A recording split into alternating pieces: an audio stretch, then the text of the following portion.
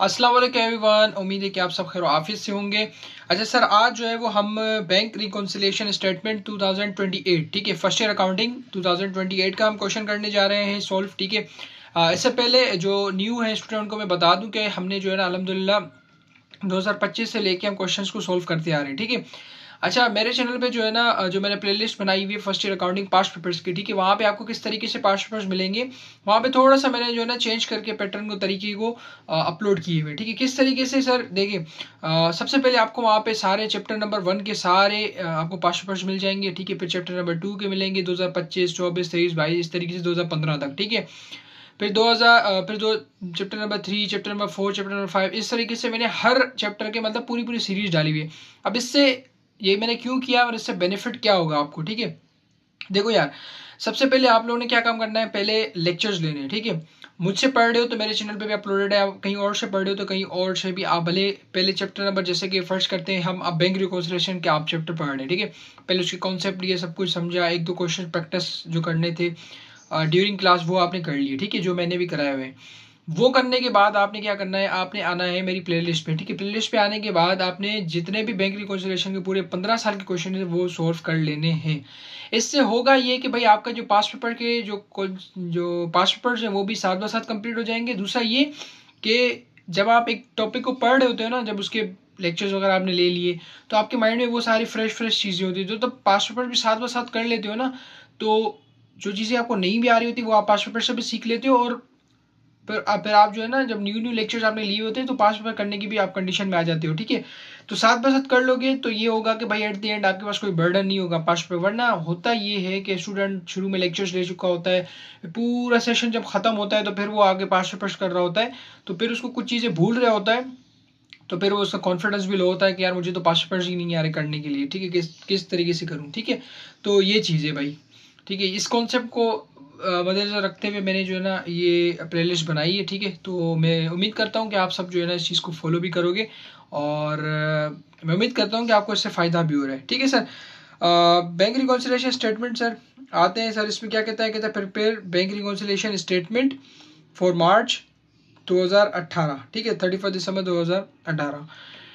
अच्छा, यहाँ पे ना दो रिक्वायरमेंट्स आपने देखी है कि एग्जामिनर हमसे पूछता है। एक तो ये कहता है कि बैंक रिकॉन्सिलिएशन स्टेटमेंट मुझे बना के दो, ठीक है, और दूसरा वो कहता है कि मुझे आप इसकी एडजस्टिंग एंट्रीज भी बना के दो, ठीक है। इस क्वेश्चन में उसने एडजस्टिंग एंट्रीज नहीं पूछी, आगे मैंने एक दो क्वेश्चन रखे हुए हैं और पास्ट पेपर जिसमें वो एडजस्टिंग एंट्रीज भी पूछेगा हमसे, तो हम उसको भी देखेंगे, ठीक है सर।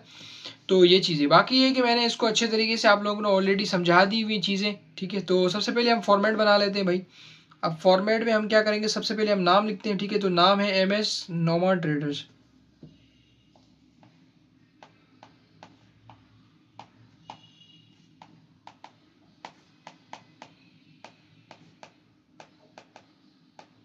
ठीक है सर। और हम बना क्या रहे हैं,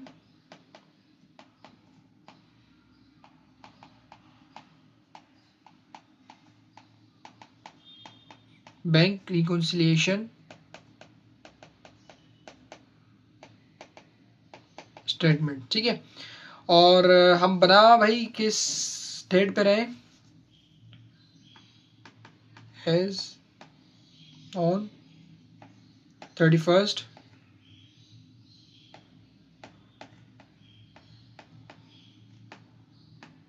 दिसंबर 2018, ठीक हो गया सर।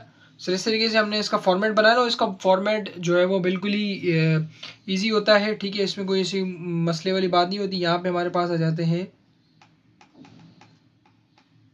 पर्टिकुलर्स, ठीक है सर। और यहाँ पे आपके पास आप दो नाम लिख सकते हो, ठीक है। आप पासबुक, ठीक है, पासबुक भी लिख सकते हो, या इसको आप बैंक स्टेटमेंट, ठीक है, ये दोनों नाम आप लिख सकते हो। और यहाँ पे हमारे पास आ जाएगा कैश बुक, ठीक है सर।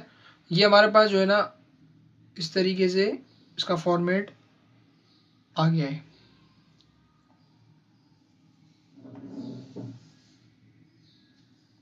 ठीक है सर। और सिंपली हमने बस इसको सेपरेट कर लेना है बीच में से लाइन लगा के, ठीक है सर, ये इसका जो है ना सिंपल सा फॉर्मेट है। अच्छा, मैंने आपको ये भी बताया था जब लेक्चर्स वगैरह में समझा रहा था, तो उसमें ये बताया था कि जब भी बैंक रिकॉन्सिलिएशन का क्वेश्चन आए उसको ज़रूर अटैम्प्ट करना, ठीक है, सबसे पहले बल्कि अटैम्प्ट करना, अगर आपने थोड़ी सी अच्छी से प्रैक्टिस वगैरह भी की हुई है। इसका इसको इसीलिए मैं रिकमेंड करता हूँ क्योंकि इसका आंसर जो है ना आप पेपर पे सॉल्व करने से पहले पहले अगर रफ वर्किंग में आप चले जाए ना, जैसे अगर आपके पास बैंक रिकॉन्सिलिएशन स्टेटमेंट का आ जाता है क्वेश्चन, तो आपने क्या करना है, यूँ लिखना है पासबुक, ठीक है, भले क्वेश्चन पेपर पर ही लिख लो, बैक पे यहाँ पे जगह है, यहाँ जो आंसर स्क्रिप्ट है वहाँ पे भी आप जो आंसर शीट होती है उस पर पेंसिल से आप लिख लेना, ठीक है, यूँ करके, ठीक है सर।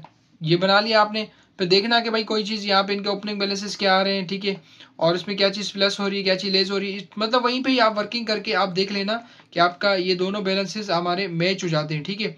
तो ये अगर दोनों बिल्कुल सही आ रहे हैं तो फिर इसको सॉल्व कर लेना, नहीं तो जो भी गलती हो रही है आप इसको यहीं पे सेट करना और फिर ऊपर आ जाना, ठीक है। बहुत ही ईजी क्वेश्चन होता है, इसका छोटा सा क्वेश्चन होता है, ठीक है सर। सबसे पहले हमारे पास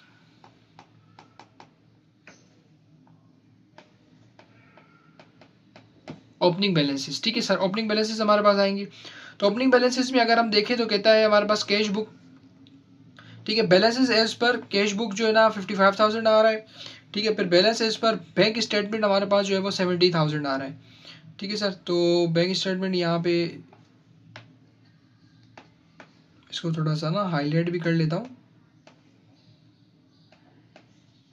70,000 और यहाँ पे 55,000, ठीक होगा सर।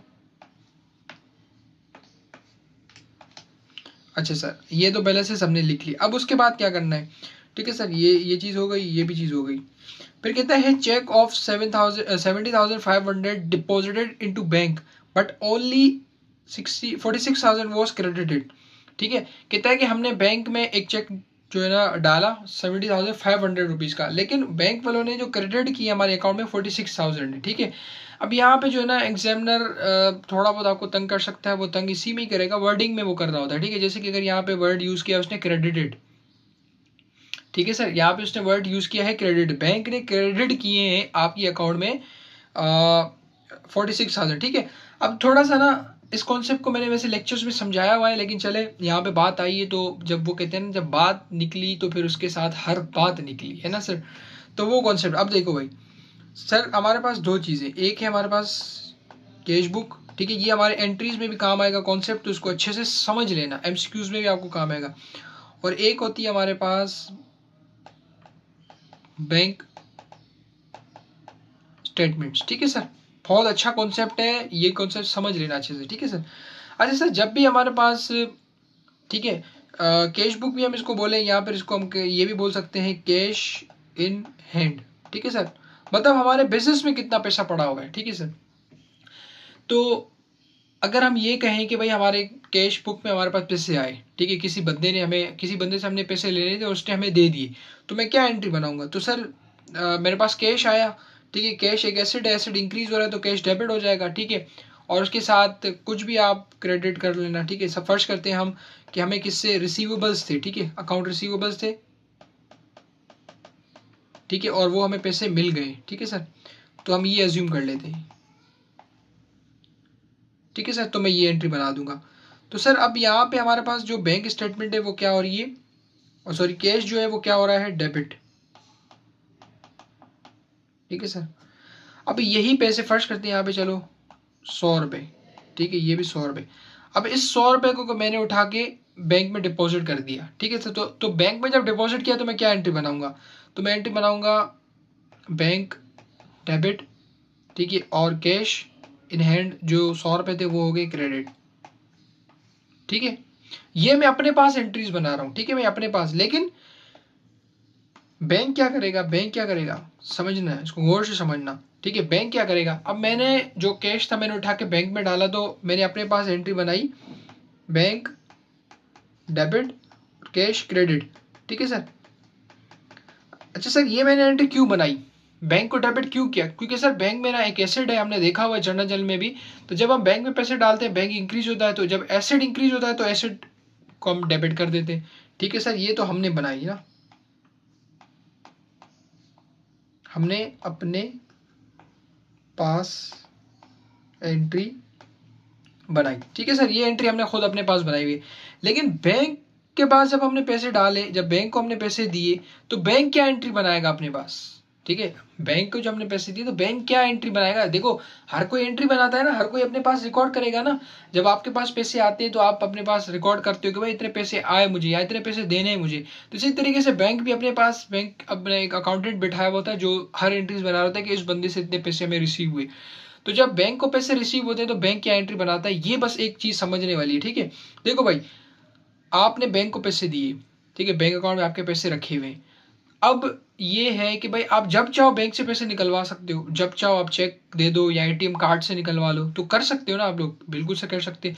तो इसका मतलब क्या हुआ, इसका मतलब ये हुआ कि हम जो पैसे बैंक को दे रहे हैं वो एक तरीके से बैंक को लायबिलिटी है, ठीक है। हम एक तरीके से वो बैंक को क्या दे रहे हैं, उधार दे रहे हैं कि बैंक ये उधार ले लो हमसे पैसे, तुम अपने पास रखो, जब हमें चाहिए होंगे हम आपसे ले लेंगे। तो एक तरीके से वो उधार है ना, जब आप चाहोगे बैंक से ले लोगे पैसे, आपको पैसे वापसी मिलने होते हैं। तो इसीलिए बैंक अपने पास एंट्री क्या बनाता है, बैंक कहता है कि जब मुझे कोई कस्टमर पैसे देगा तो इसका मतलब मेरे पास लायबिलिटी बढ़ रही है। जब लायबिलिटी बढ़ती है, इंक्रीज होती है, तो इसकी एंट्री क्या, तो ये क्या हो जाती है, क्रेडिट हो जाता है, ठीक है सर। तो बैंक क्या अपने पास एंट्री बनाएगा, बैंक एंट्री बनाएगा कैश डेबिट, क्योंकि उसके पास भी कैश गया है, ठीक है, उसका एसेट बढ़ा है। और अकाउंट्स पेबल क्रेडिट, ठीक है सर। बैंक इस तरीके से एंट्री बनाएगा 100 रुपए की, 100 रुपए की, और जो भी बंदा उसको पैसे देगा वो उसका नाम उसके अकाउंट रिसीवेबल में लिख देगा, जैसे कि अगर फर्ज करते हैं मिस्टर जी, ठीक है सर। तो बैंक अपने पास एंट्री क्या बनाएगा, क्रेडिट। तो इससे समझ क्या है, इससे समझ ये आया कि भाई जो हमारे पैसे हैं वो हमारे लिए तो एसेट है, लेकिन हम जब बैंक में डालते हैं तो बैंक के लिए वो लायबिलिटी बन जाते हैं, ठीक है। इसीलिए बैंक उसको रिकॉर्ड भी क्या करता है, क्रेडिट से रिकॉर्ड करता है, ठीक है सर। अच्छा सर, अब ये यहाँ पे वर्डिंग पे आते हैं।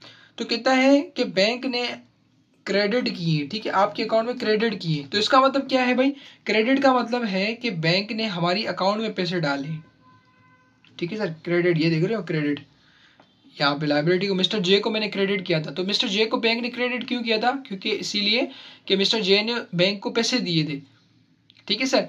तो याद रखना, जब भी बैंक वर्ड क्रेडिटेड बोले तो इसका मतलब आपके अकाउंट में पैसे आए, ठीक है। मैं यहाँ पे लिख देता हूँ,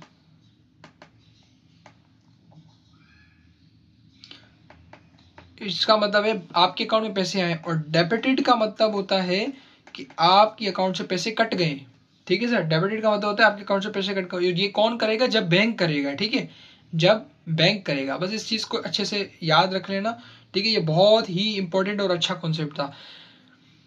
अच्छा सर, अब ऊपर आते हैं। अब क्या कहते हैं भाई, हमने एक चेक जो है ना 70,500 रुपीज का डिपॉजिट किया बैंक में, मतलब बैंक को हमने उधार दिया, लेकिन बैंक ने अपने पास कितना रिकॉर्ड कर लिया था, 46,000 का। तो बैंक ने क्या किया, कम पैसे रिकॉर्ड कर लिए, ठीक है सर। तो हम क्या करेंगे भाई, ऐड कर देंगे, ठीक है सर। 70,500 रुपीज हमने डिपॉजिट किए, लेकिन बैंक ने कितने डिपॉजिट कर दिए, बैंक ने कम पैसे डिपॉजिट किए, हमारे 46,000 हमने उसने डिपॉजिट कर दिए, ठीक है सर। और हम इसकी नरेशन क्या लिखेंगे,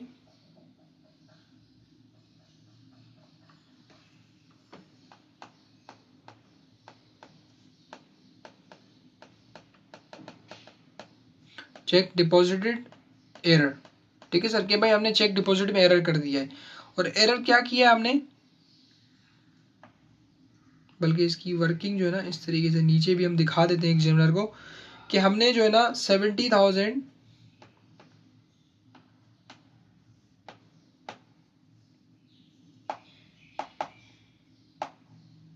क्या हो गया भाई,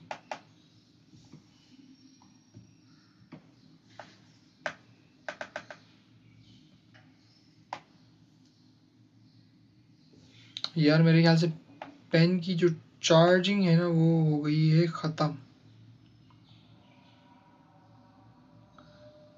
ठीक है सर। तो इसको जो है ना हम इसको जो है ना मैं थोड़ा सा चार्ज कर लूँ पेन को, फिर कंटिन्यू करता हूँ मैं इसको। अच्छा सर, तो कंटिन्यू करते हैं, ठीक है सर। हमारे पास जो है ना सबसे पहले क्या था कि भाई 70,500, ठीक है, 70,500, ठीक है, और उसमें से बट हमारे अकाउंट में उसने कितने क्रेडिट किए, 46,000, ठीक है। तो 46,000 उसने हमारे बैंक में डाल दिए, हालांकि डालने उसने 70,500 थे, ठीक है। तो जो बाकी डिफरेंस है जो उसने नहीं डाले हम उनको डिपॉजिट कर देंगे, ठीक है। 70,500 माइनस 46,000 अगर मैं करूँ तो ये आ रहा है हमारे पास 24,500, ठीक है सर। और ये कहाँ पे ऐड होंगे, ठीक है सर। बाकी सॉरी,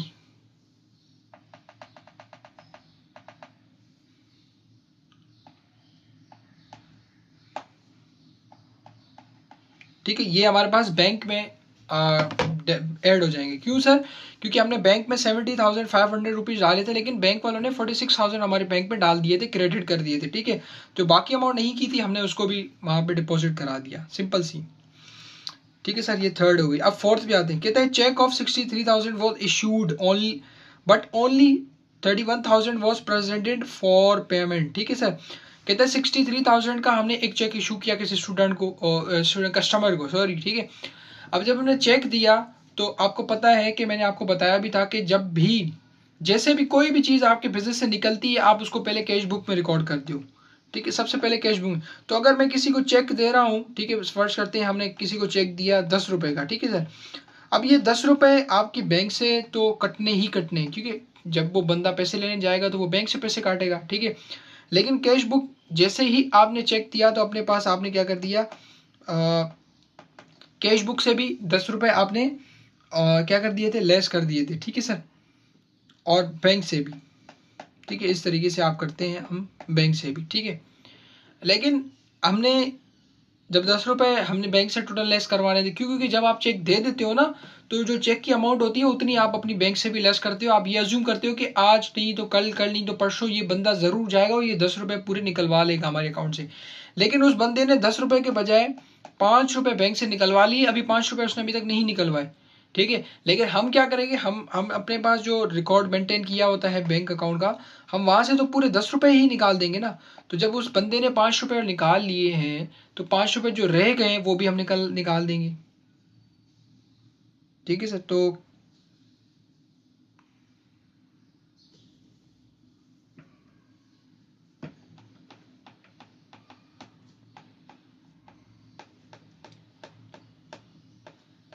अनप्रेजेंटेड चेक, ठीक है सर। और इसकी वर्किंग किस तरीके से हम शो करेंगे, वही 63,000 का एक चेक था जो कि हमने बैंक से लेस करना था, लेकिन बैंक वालों ने हमसे कितने पैसे काटे हैं, उन्होंने फ़िलहाल अभी तक हमारे बैंक से 31,000 उन्होंने निकाले हैं। लेकिन हमें पता है कि वो बंदा आज टोटल 63,000 का हमने चेक दिया है तो वो बंदा बैंक से 63,000 ही निकलवाएगा हमारा, लेकिन उसने अभी तक 31,000 निकलवाए हैं। तो बाकी जो 32,000 है वो कुछ टाइम बाद निकलवा लेगा, ठीक है सर। तो इसीलिए हमने उसको लेस करवा दिया और अगली साइड हमने कुछ भी नहीं आएगा।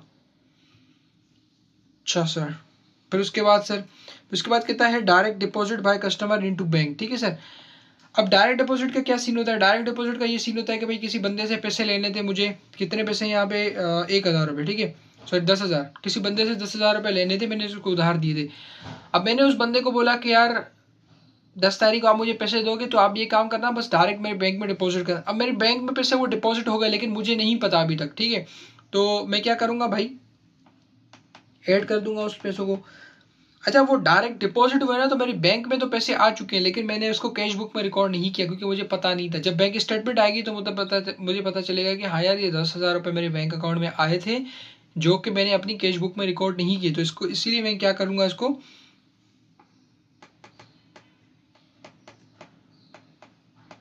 डायरेक्ट डिपॉजिट, और कहाँ पे मैं इसको रिकॉर्ड करूँगा, अपनी कैश बुक में रिकॉर्ड करूँगा, ऐड कर दूंगा, क्योंकि बैंक में तो वो ऑलरेडी रिकॉर्ड है लेकिन कैश बुक में वो अभी तक मिसिंग है। फिर उसके बाद है डिसऑनर्ड चेक ऑफ 3,500, ठीक है सर।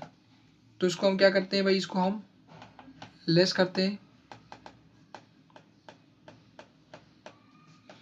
डिसऑनर्ड चेक भी बोल सकते हो आप इसको, नॉन सफिशिएंट फंड भी आएगा, ठीक है। इस तरीके से वो वर्ड यूज़ करता है एग्जामिनर। 3,500 इसको कैश बुक से हम लेस करेंगे, ठीक है सर।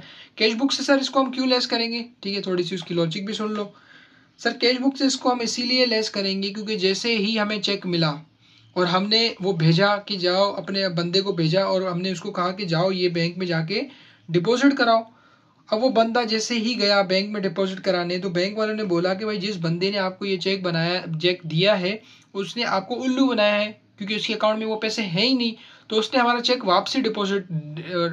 वापसी हमें वापस कर दिया।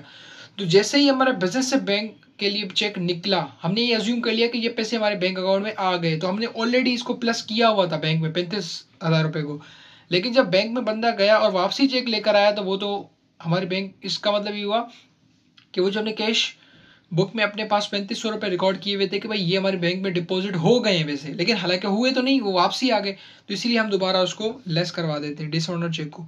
तो हमेशा याद रखना डिसऑनर चेक जो है वो आपका कैश बुक से लेस होता है।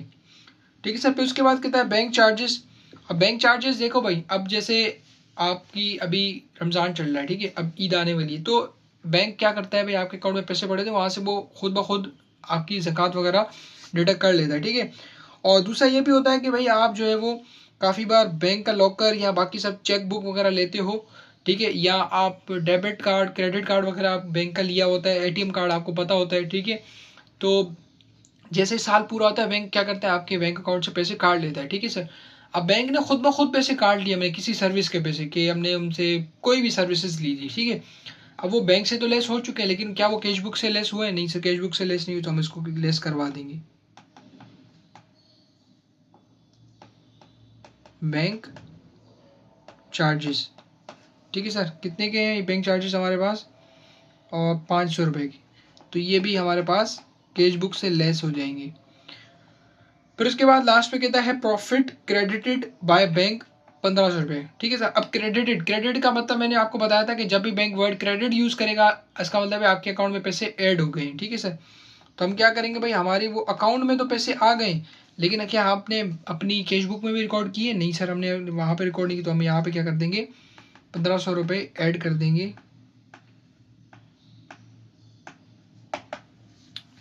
पेन यार फिर मेरी डाउन हो गई, ठीक है सर। तो हम इसको क्या कर देंगे, 1500 रुपये इस तरीके से ऐड कर देंगे, ठीक है सर।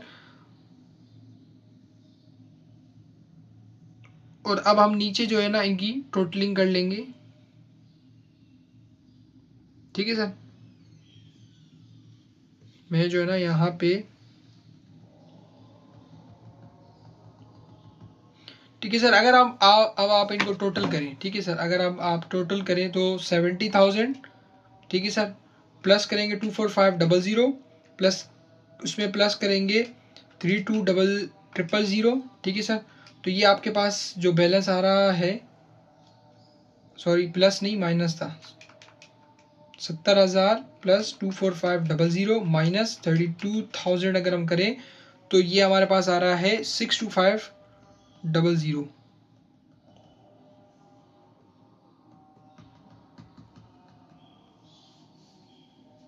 ठीक है सर। इसको मैं यहाँ पे यार थोड़ा सा बस कॉम्प्रोमाइज़ कर लेना, ठीक है, इंशाल्लाह यहाँ पे हमें 62500, ठीक हो गया सर। ये हमारे पास यहाँ पे टोटल आ रहे हैं। अच्छा दूसरी साइड का भी हम टोटल कर लेते हैं। तो दूसरी साइड पे अगर आया तो 55,000, ठीक है sir, plus 10,000 minus 35,000 minus 500 plus 1,500,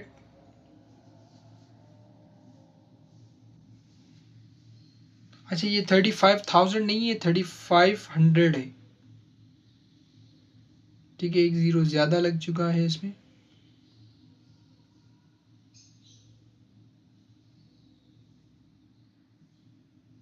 ठीक है सर। तो ये हमारे पास है 55,000 प्लस 10,000 माइनस 3,500, ठीक है सर, माइनस 500 प्लस 1,500,